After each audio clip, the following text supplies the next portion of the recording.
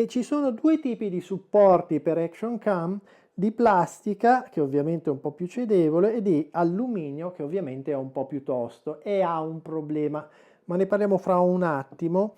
Io però perché sconsiglio quello di plastica?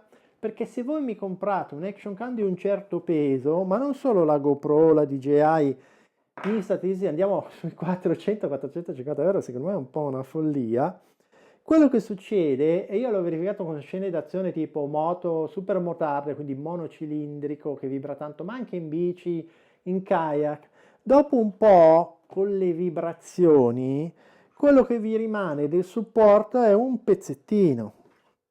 Cioè io qua ho un sacco di pezzettini, guarda anche qua, un sacco di pezzettini di supporti rotti e se guardate bene nello specchietto, l'Action Cam da 450 euro sta rotolando sull'asfalto.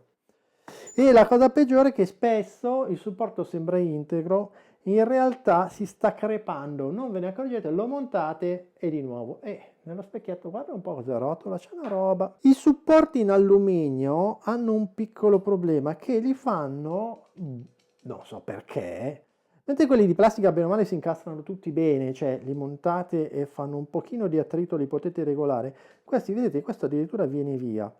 Ma si risolve abbastanza facilmente perché vi comprate degli spessorini di plastica su Amazon, vi metto i link poi sotto, a pochi euro, oppure Temu, AliExpress, i siti cinesi, e Temu spedisce in 2 settimane, quindi va bene.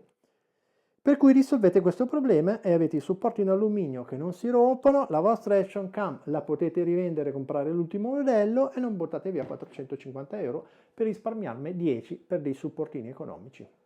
No? A me sembra una buona idea. Ci vediamo alla prossima.